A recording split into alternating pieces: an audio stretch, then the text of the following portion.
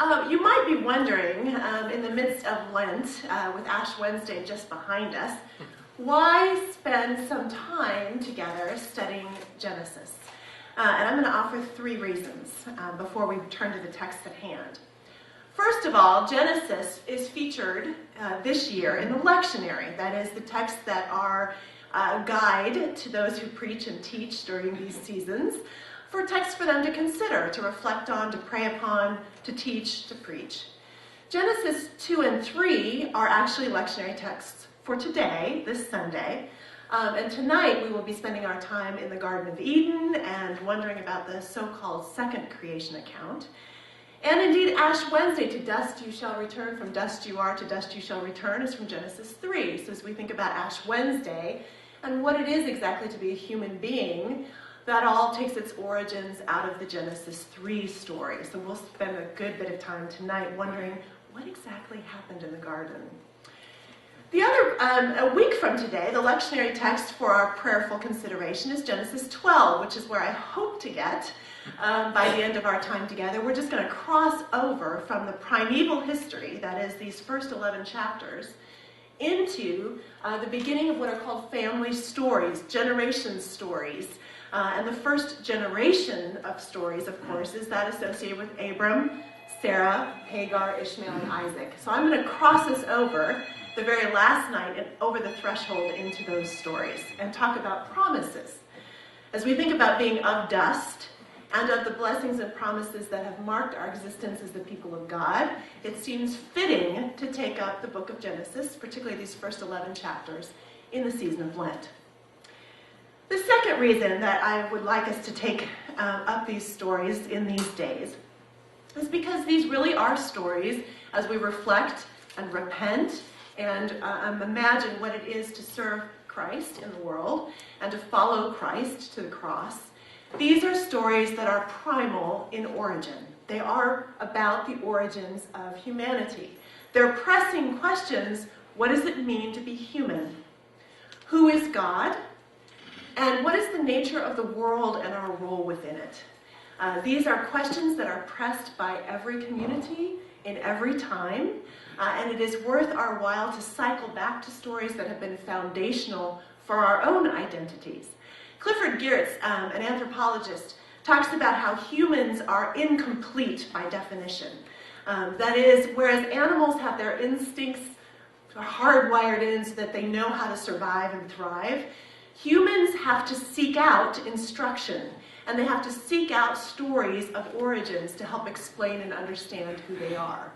Genesis 1 to 11 are ancient explanations to these very sorts of questions. And lastly, I would be remiss if I did not say that one of the reasons I want us to take up Genesis in this season of Lent is because at the end of the month, long after I have departed from here, there is an epic movie coming to theaters near you, namely Noah, with Russell Crowe starring as Noah. And I want to be absolutely certain that when you see it, should you see it, or when people ask you as good, faithful Christians, tell us what you think about that story, you will be well informed. And here's why. Because when you go to the website, it says at the very top with a picture of Russell Crowe looking very Noah. It says this film, and I'm going to quote here, purports to be, the film purports to be, quote, true to the essence, values, and integrity of the story that is the cornerstone of faith for millions of people worldwide. I want you to be able to say whether it is or it isn't true to the values, integrity, and essence of the story. The first problem is just a slight digression. The first problem with the film is that Russell Crowe speaks. As we will see, Noah doesn't say a word in the Bible. So they had to have some significant creative license in order to actually pull off the film to begin with. So what I'd like to do just briefly is overview the lectures and how I'd like to proceed. Those of you who have been to the prior 3 iterations of these lectures know I often am overly ambitious about how much we'll get through in any one sitting. And I think it's so important to go deeply into these stories that if we don't quite cover it all, I'll pick up where we left off and keep going in the next lecture. So Never fear if you have to miss here and there. We'll just keep reading together. That's my whole aim. But let me show you what I'd like to do. Today, this morning, with about the 45 minutes or so I have, I'd like us to move in and talk about the first creation account, that is Genesis 1. And you'll all need Bibles. I'm going to have you doing a little exercise on that story, the oh-so-familiar story. I want to see if we can see it a little bit differently together. So that'll be my focus for this morning. Tonight, we'll pick up where we left off and move into the so-called second creation story. You'll notice I'm saying so-called second because there is some debate about how exactly these stories are in relationship one to another. Are there really two separate accounts, or is one almost a midrash on the other? We'll see what we think tonight after we talk about those stories. We'll talk about the second creation account, the creation of Eden, and then we're going to talk about the serpent and what happens. So if you don't know, come. It's really interesting what happens. Okay, so tomorrow night we'll pick up where we left off, and I'd like to move us into the Cain and Abel story. We are not, despite sort of modern proclivities to jump over genealogies, we're not going to jump over it. It's actually significant, and talk about the genealogies that link Cain and Abel then to the flood story. And tomorrow night, so if you're really preparing for the movie, tomorrow night is the night. I will take up the Noah flood story and talk about that. And then we will end on Tuesday night, rounding ourselves out with the Table of Nations in 10, the Tower of Babel story in 11. And we will move ourselves then through the genealogy to Abram, Sarah, Hagar, Ishmael, and Isaac stories. So that's my trajectory. You'll notice I'm leaving a couple of texts out in the middle, but we will cover the bulk of it, is my hope. Let me say this before we turn to Genesis 1. As is my custom, those of you who have heard me before, I'm really here to be a resource for you. So I've prepared, and I have a plan. But I also would like for you to feel free at any point to ask questions or press for clarification or comment. So if something strikes you, rather than holding everything off to the end for a sort of Q&A session, I'd much rather we have a conversation with each other. So as things occur to you, if you have questions or concerns, just signal, and we'll make sure to address it right away. Fair enough? Shall we get going? Yes. Okay. We can't really dive into Genesis 1 in the Bible without first thinking about how ancient Israel drew from or was aware of other ancient Near Eastern stories of origins of the cosmos.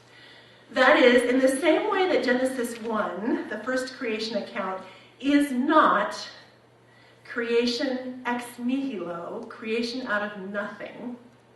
We'll talk about that. It is not, the Genesis 1 is not creation out of nothing, ex nihilo. Neither is Israel's own crafting of these stories out of nothing. That is, there are reverberations, echoes, resonances with other ancient Near Eastern tales about how it is the world came to be. So we're going to have just a brief little ancient Near Eastern story hour. The first story I'd like to tell you, and I'm just going to summarize these epic tales, and I've highlighted on the board to kind of keep us focused some of the dominant or shared traits of this literature in the ancient world. So you can see some of the hallmarks that mark these creation stories. Some of these you will see are quite clearly captured by Israel in its own stories of origins. There are echoes. You're going to see connections, of course, some of which I'll highlight and some of which you'll just readily recognize. Others of these are quite distinct from what Israel does. So here's the thesis. Israel adapts ancient Near Eastern creation stories to speak its own story at a particular moment in time.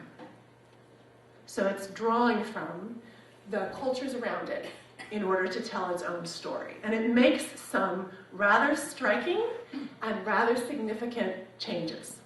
So let's set the stage.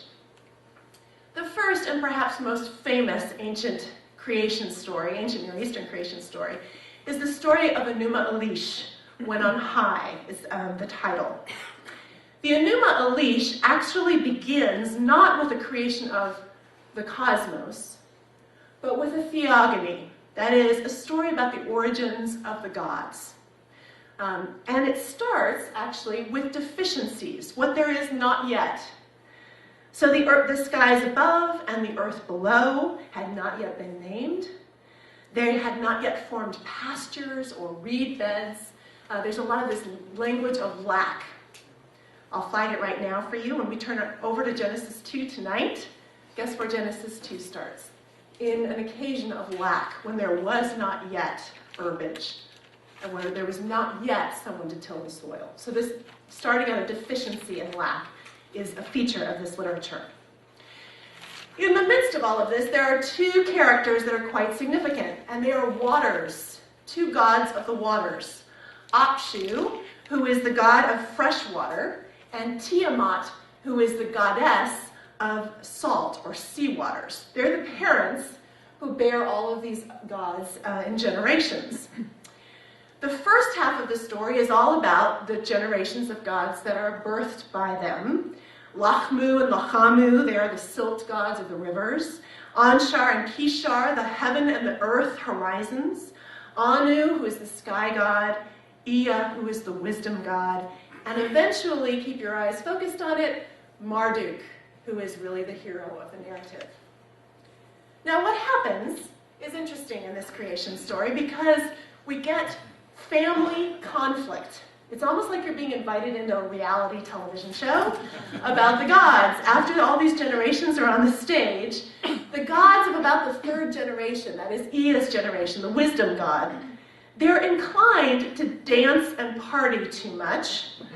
And when they do that, they stir up Tiamat's belly, right, the mother's belly, and they really upset their father, Apshu, who says, I quote, "By day I can't rest, and by night I can't sleep." So they're keeping dad up, basically, is the problem.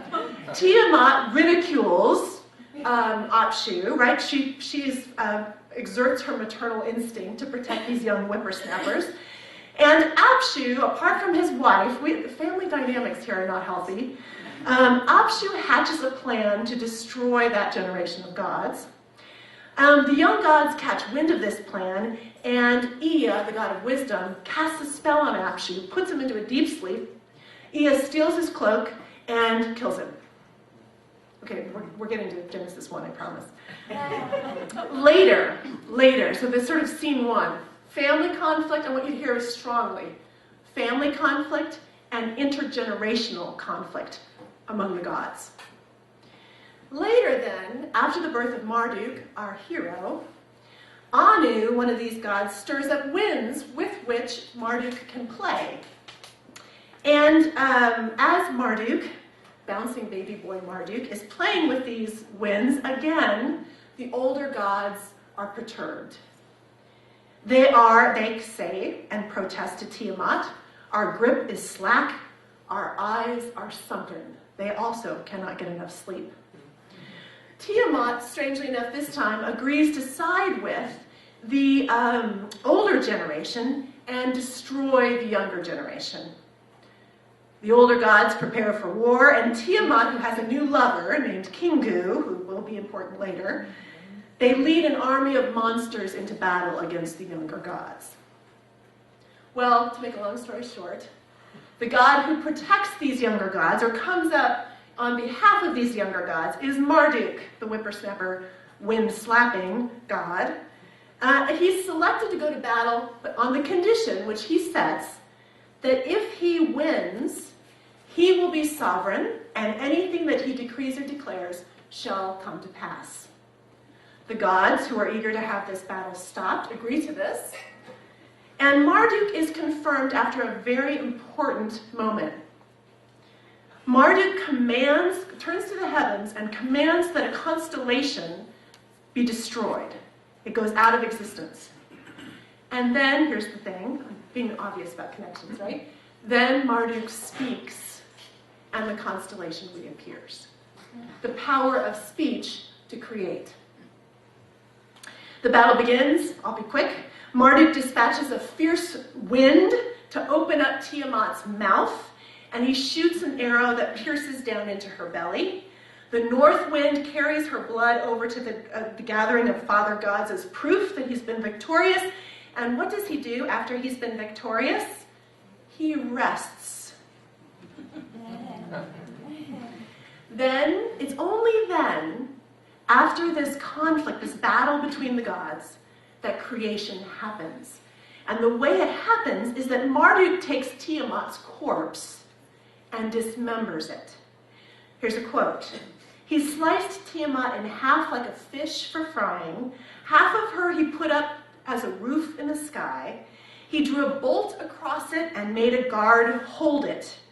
Her waters he arranged so she could not escape. Marduk fixes then the constellations, the sun and the moon. He pierces her eyes to form, yes, you can imagine, the Tigris and the Euphrates rivers. And her tail he bends in order to hold up the cosmos. So the body of a god has become the frame of creation. And then humans are created. Humans are created here. Pay attention, because I'm going to ask you later, why are we created in Genesis 1 and 2? Humans here are created to take up the work of gods. These gods really want to sleep, basically. Have you gotten that? They want to sleep. The gods want leisure. And so humans are created in order to take up the work of gods. And here's an interesting point. Kingu, do you remember Kingu, Tiamat's new lover? It's Kingu's blood, the blood of a rebel, that is used as the raw material to form the human. One of the things that's going to be recurrent across these creation stories is that humans are of the soil, of the blood, but they are also of the gods in some way. Humans are a mix. They're the creature that doesn't quite fit. So, second account, quickly, is a Babylonian account called Atrahasis. Atrahasis is, as I can tell, it's much shorter in terms of what we're concerned about. Atrahasis is actually most often linked with the flood narrative, because Atrahasis is the hero of this flood. He's like Noah in this story. But what happens in Atrahasis is that the story opens with the gods. Instead of humans, the gods are laboring, building irrigation canals. And the severity of the work prompts them to revolt against Enlil, their taskmasters, and tempers flare, conflict again, right, between and among the gods. Ea, who is the god of wisdom, listens and devises a plan.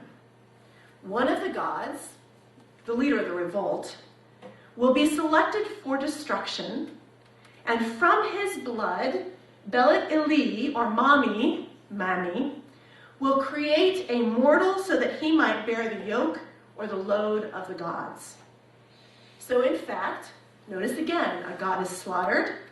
The midwife the midwife of the gods mixes his blood with clay, earth, so that, quote, a ghost comes into existence from the god's flesh. Again, a mixing, right, of godly blood, in this case, and clay, soil.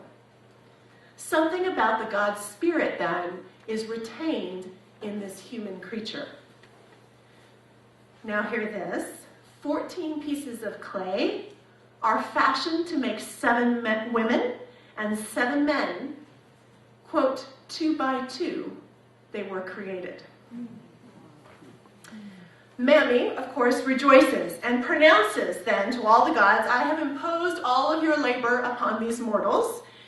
You have now bestowed noise on humankind. Here's the problem with Atrahasis at the end. Humans keep multiplying. Be fruitful and multiply. Humans keep multiplying, but the problem is the more they multiply, the louder they get. So, again, remember, the older gods like to sleep. So this causes a problem. Enlil starts losing sleep, the taskmaster. And with every bout of insomnia, he pronounces some sort of disease or famine to destroy these mortal persons. Every time he does, his plan is thwarted. And finally, the tensions rise to such a point that he's going to send a flood. Like Noah, Atrahasis, the hero of our narrative, is instructed to build a boat. He and his family escape from the flood, and gods then institute limits, human mortality, infant mortality even in some cases, as a way to contain the noise of the rapidly expanding human population. So, again, conflict. Humans created to bear the work of the gods, and this intergenerational tension among the gods. Lastly, I'll just nod to the Baal epic. The Baal epic comes to us from Ugarit, late, roughly 1500 to 1200 BCE. Shares a lot. There's lots from Ugarit that have echoes biblically, in the Old Testament. But the story that's of most significance for us in thinking about Genesis 1, 2, and 3 is that Baal, there's an image of Baal here on the bottom left as you're facing the screen. Baal is the storm god, the cloud strider. He rides across the skies. And in the first two tablets of the epic of Baal, Baal struggles against Yam, the sea.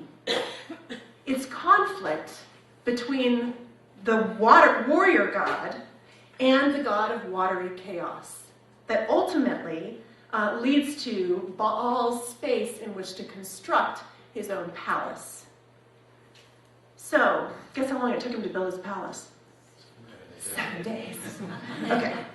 I won't say much about Egypt. I'm going to move for time reasons. Although Egypt doesn't have epic tales quite like this with regard to creation. I'll summarize briefly. We learn mostly about their understandings about life and the origins of life and the purposes of human life through their coffin texts. Their recountings about death. It's the occasion of death that prompts reflection on the meaning of life.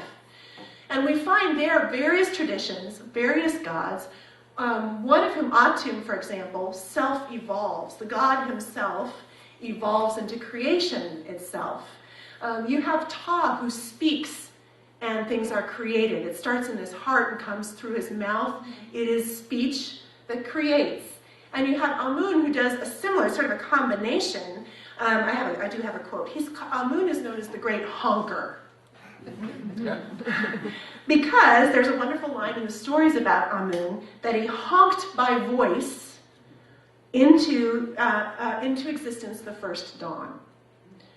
Okay, so with that whirlwind tour of the ancient Near East, let me highlight just a couple of things before we turn to Genesis 1. What you see around Israel, ancient Israel, are stories of origins. All cultures were wrestling with what is it to be human, who is God or the gods, how are we created, and what purposes were we created. The stories that we've looked like universally have conflict between the gods, even violent conflict between the gods, as part of the stories of origins. And creation follows the conflict. We also see that we don't always start with the creation of the world. We start with, at times, particularly with the Enuma Elish, the creation of the gods themselves in generations.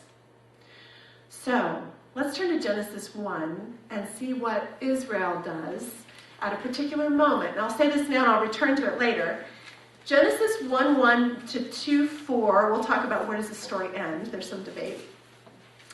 Genesis 1:1 to 2:4 is attributed in Israel's history to the period of the exile or early post-exile. When I say that, do lights come on or does everything get really dark?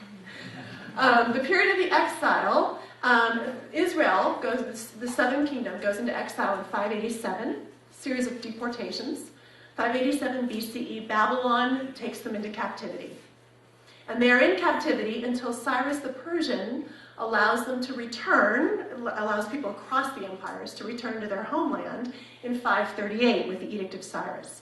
So they are in Babylon in the period called the period of exile. And the likely writer or writers of Genesis 1 are writing to that community, or that community shortly after it began to make its way back to Jerusalem again.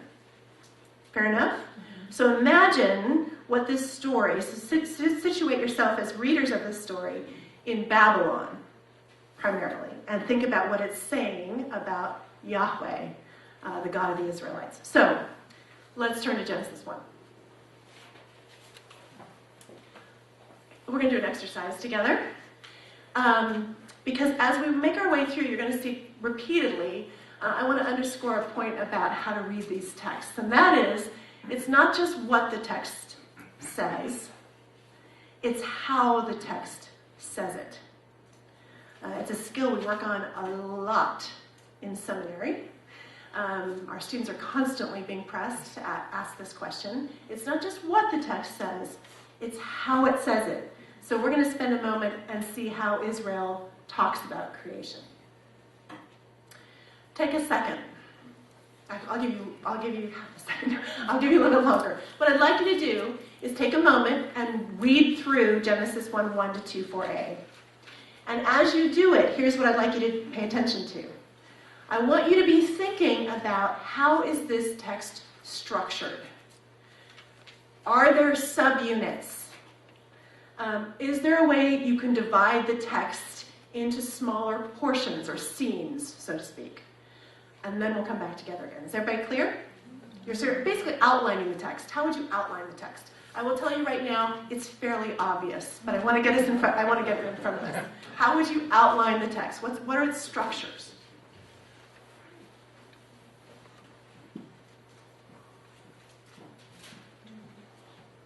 And once you've done it, if you want to turn to your partner and the person next to you, if you don't know them, say hello.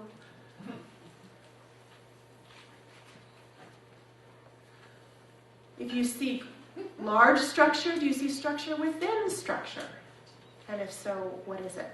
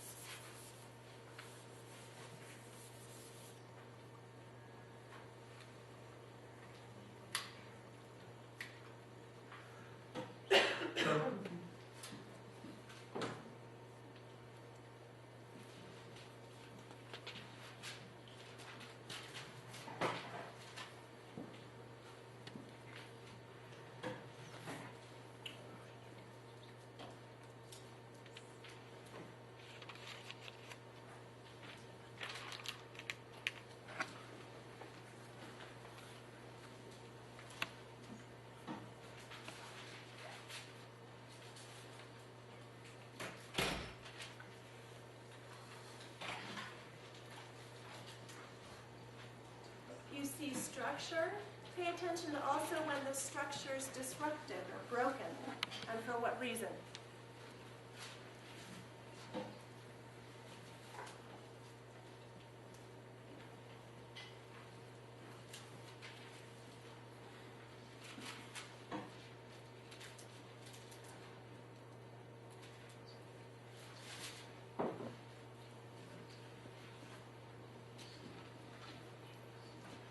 Feel like you've sort of had your run at it.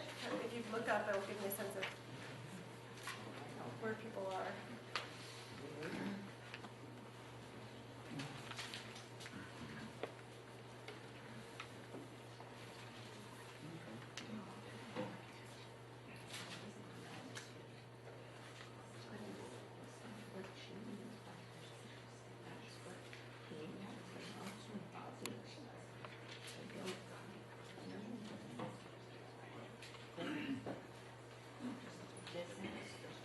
All right, most of the room is looking up, so I'm going to move us forward. So the first question is, how is Genesis 1 structured? You would answer how? By days. This is a type A personality kind of text. This has been well prepped. This is the priestly writer, the writer that we attribute this text to historically for Israel. Was known for being particularly scrupulous about genealogies, about ritual life, sacrificial practices, and so on. One feature of a priestly text is that it's highly carefully written. So this is a very well-organized type A type of text. So right away you notice there's a refrain that recurs across this. There was evening, there was morning. Yom Echad, Yom Shani, Yom Shalosh, right? We're day 1, day 2, day 3. So how does creation occur in Genesis 1? First and foremost, by days. Within each day, did you see a pattern? Yes. Yes. Where does the pattern start? Statement of intent. Statement of intent. Give me an example. I have to put my glasses on. Can anybody help out? Let there be. So God, so there's a statement of intent. There's, like we saw in some of these other ancient Near Eastern stories, can everybody hear me? Yeah. I'm never going to stay right at the mic. I apologize if I just can't do it. So we start with God speaking. This is important because it's going to be different in Genesis 2. So God speaks. There is a command, and in the Hebrew, it is as when God says it, it is. There's no delay between the spoken word and the spoken word. In fact, sets the destiny. It fixes the thing. Then what happens? Is a description of what it was that he's actually created. Okay, so you get the let there be light, and there was light, and then so it happened. There's a confirmation it happened. Separation. Good. Can you give an example? Well, the separating the dome from the waters. Good. It's not always in every day, but I'm going to put over here separation. In like the first 3 days or so. Good. Things are separate spaces. If you can imagine Marduk pulling apart Tiamat's body, right, to separate the firmaments from the firmaments and so on. Except it's peaceful. But except it's peaceful, strikingly so. This is one big difference. Okay, within the day, what happens? After the thing is created, there is there's some sort of evaluation. So there's command, there's execution, then there's an evaluation. By whom? God. Okay, so far the only person on the stage is God, right? And God evaluates. God says it's good. What does that mean? What does it mean it's good? That's actually God. It's what God intends. So good. So think about the English term good. Hebrew has sort of the same range. Good can mean fitting, right? Appropriate. It is what God intended. God said light, and light it is. God says it's good. Say again? The antithesis of evil. The antithesis of evil. Yeah, we don't yet have. Do we have any sense that evil is at all in the picture? No. No, there isn't that yet. We're not carving out a dichotomous world yet. We're going to wrestle with that more in Genesis 2 and 3. Usually it involves benefit to someone or something. Okay, so We don't know what the excuse me, so far we don't know what the benefits will be. Okay, benefit. I'm gonna because of the reference to evil, I'm gonna put up here. Good can have a moral connotation, right? Moral, good, or evil. Good can also, as it, in English, as it does in Hebrew, can also mean beautiful, aesthetically pleasing. That is one of the things we're going to learn about God as we move through Genesis 1 to 11, is that God likes the smell of meat. God likes to walk through the garden, right? There's a sense within Israel that God takes delight in that which is beautiful. God will actually admire and take pleasure in that. So, good, God says it's good. That term itself, as simple as it seems, is actually quite multivalent, quite thick with possibilities. Okay, then what happens at the end of the evaluation? I don't know whether this is at the end, but each of the things that God created performed. Okay, how so? The light shone, the vegetation bore fruit, the animals reproduced. Good. So there is you occasionally get, I'm going to interrupt the daily pattern of it. One of the things that doesn't always occur in a day is the notion of blessing, which in many cases is linked to being fruitful and multiplying. So this is why people will talk about the creation story in Genesis 1 as being a story of creation and co-creation. So once creatures are created, they participate with God in continuing to populate the planet. Okay, so blessing is one thing that also, what's blessed in Genesis 1? Did anybody catch it? When does blessing happen? Are we the only ones told to be fruitful and multiply? God forbid. Is everything told to be fruitful and multiply? No. Be specific. What's told to be fruitful and multiply? Humans and living creatures, right? So there's a double blessing. Good. We also have plants. Good. So we have this notion of things participating in God's creation. Okay, what closes the day? The refrain, right? There was evening, morning. Yeah, please. Curious about the blessing them? Because I'm looking at verse 28, and it says, and God blessed them. But who does them refer to? It's a great question. We're going to look at that text specifically, but here it seems to be specifically the humans that have just been created. Okay. Good. I lost one more thing we need to say is that God here commands, it happens, God evaluates, and God also names. Yes? This is not going to be the case in the next story. The power to name something is a significant power. And ancient Israel understood that if you had the power to name, you had the power to call, summon, claim, right? Invoke. This is one of the reasons why some of the sources we think come together for the Pentateuch don't use the name Yahweh until it's given to Moses at the burning bush in Exodus. Right? You can't use it until God gives you the capacity to name God. You can't invoke God. So naming, the power to name, is a really important thing. Here God has it, and God has it exclusively. In Genesis 2, God doesn't. God hands that over to somebody else, which we'll see. Okay, so within each day we have this. Now, are there any days that seem to sort of break this mold? And if so, how? The seventh. The seventh day. Excellent. So the seventh day, what happens on the seventh day?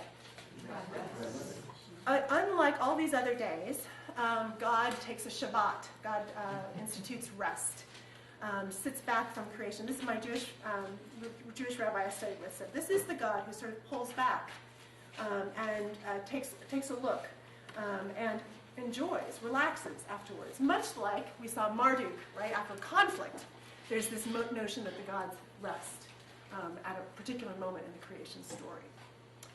Okay, so let's go to one of the days that disrupts this, and we're going to talk about it in a moment, is day 6.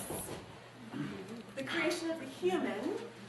Do you all notice in your, whatever translation you're using, that on day 6 something happens within the narrative? Yes, please. He says us instead of himself. Excellent. Who else is there? It's a great question. Did you all hear the question? The question is, God says on day 6, let us create the human in our image, according to our likeness. What's the plural? The best answer, I think, there are many theories, but the best answer, I think, is that we are not in a worldview here that is a monotheistic worldview. We are in a worldview that's polytheistic. Think about it, their neighbors, the surrounding neighbors.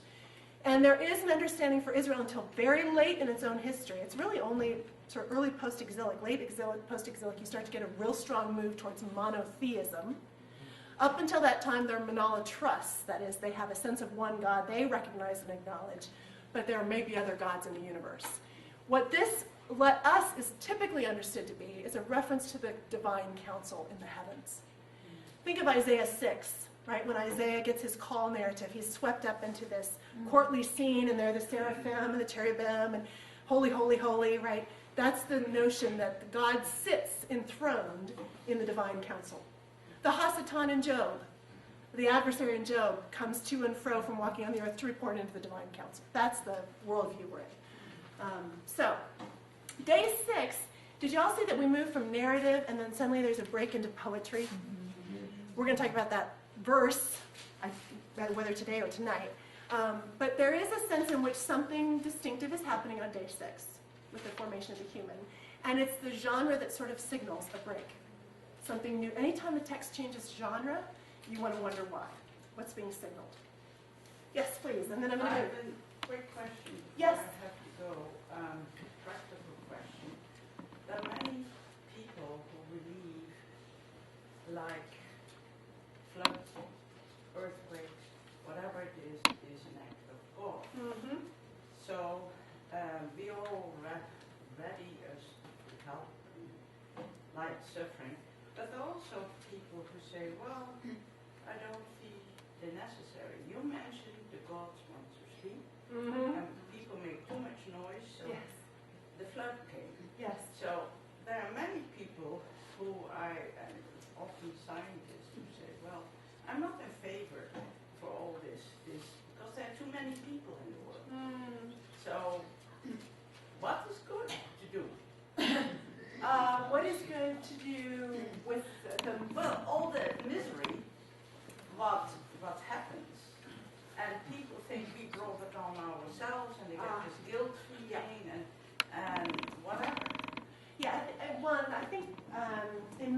are. It's a really great question, and a lot of it's about how do we interpret what happens within this creation as we move further into the story world of Genesis 1 to 11.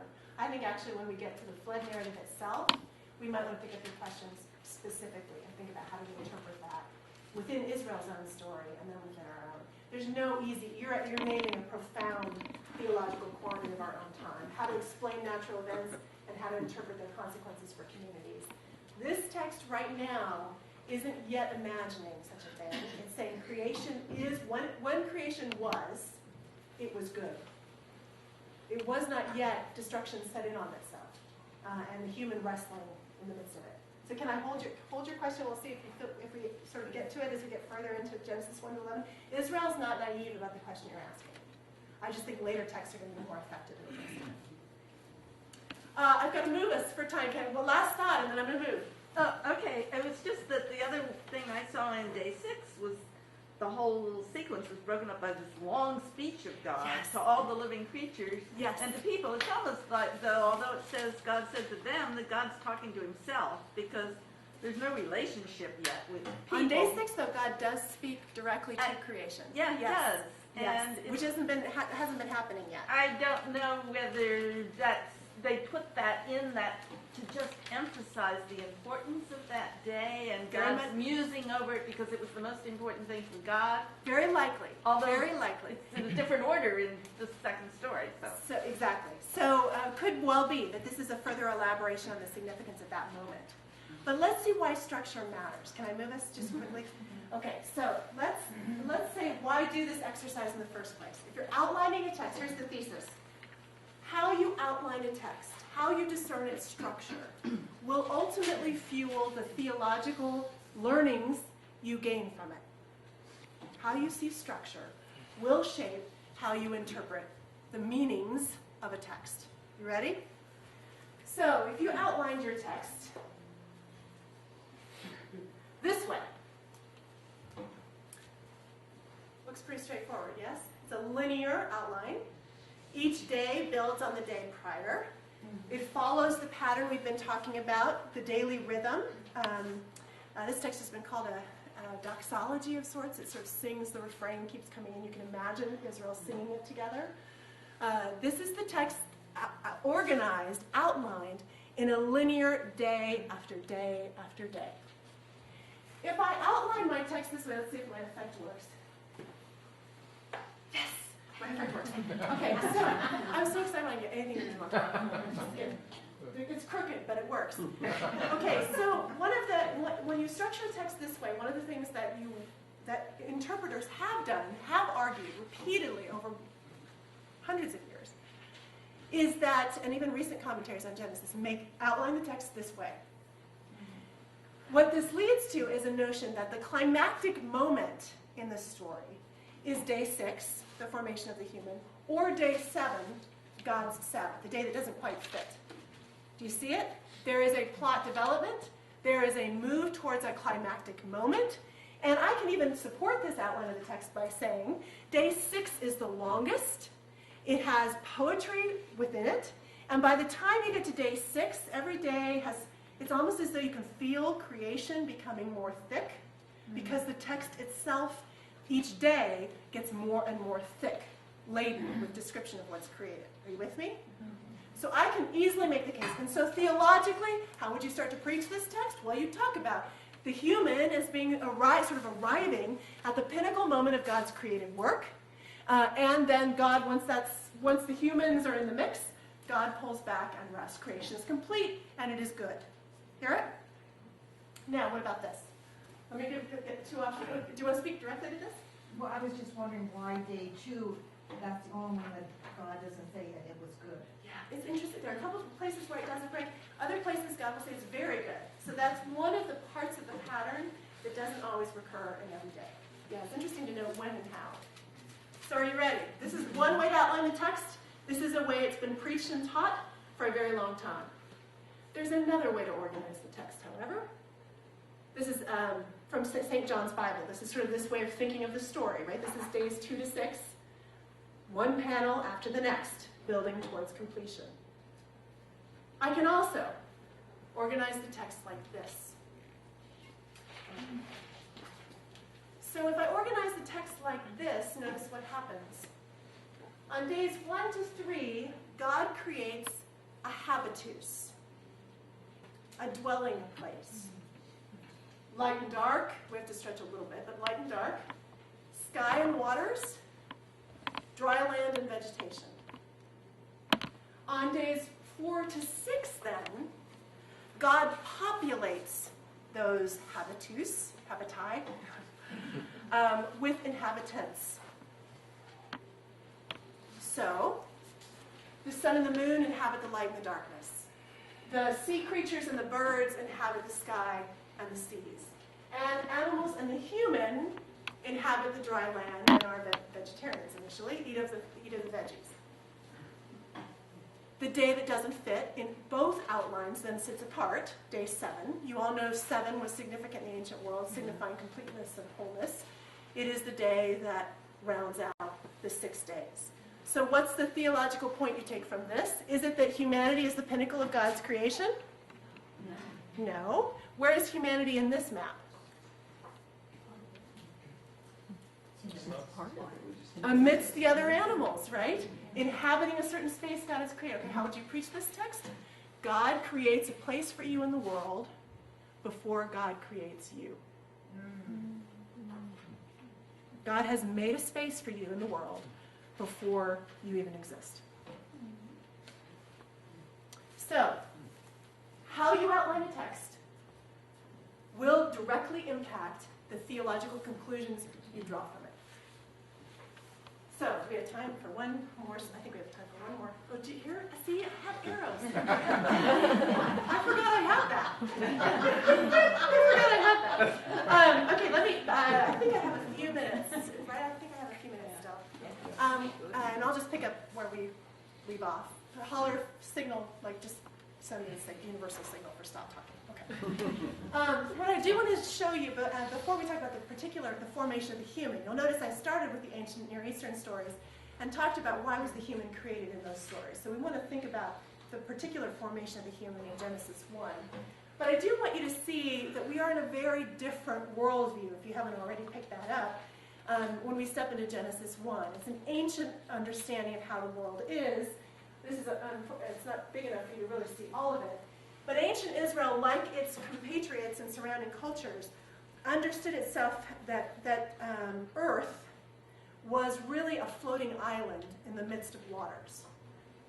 And that the heavens, this whole notion of the firmament, it's literally, the Hebrew has a sense of the beaten out dome that is pulled up and that separates the waters on high from the waters below, right? So waters, the formation, Tiamat, Apshu, salt water.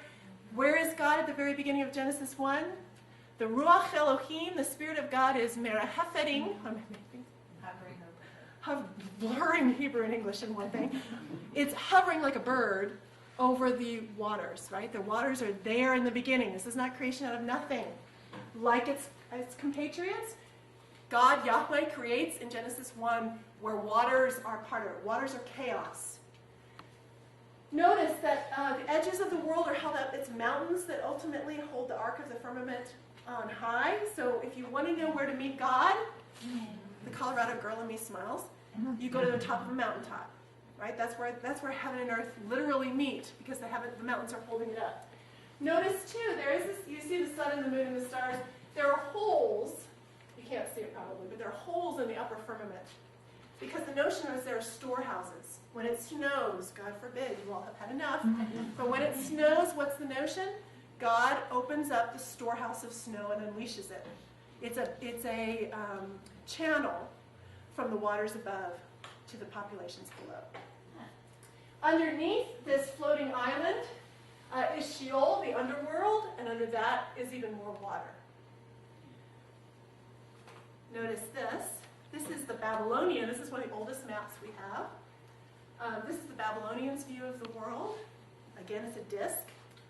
You can see in the bottom here. It's a disk. This is, dates roughly to the 5th century. It's found in modern-day Iraq, near the Euphrates River. This is Babylon. These are cities. This is the outer ring of water. These sort of mountain-looking structures in the end, they're actually islands. There's a sense that it's how you would see the world if you were leaving the center of it. Right? You'd have a wide view, and then you'd only have a very distant view on the horizon. So they represent that with these mountains.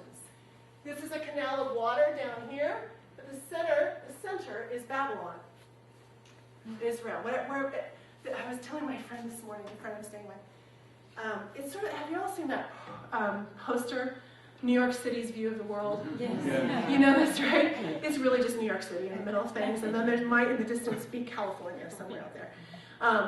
There's a similar kind of reflex that where we are is really the center of the universe. It's what we know.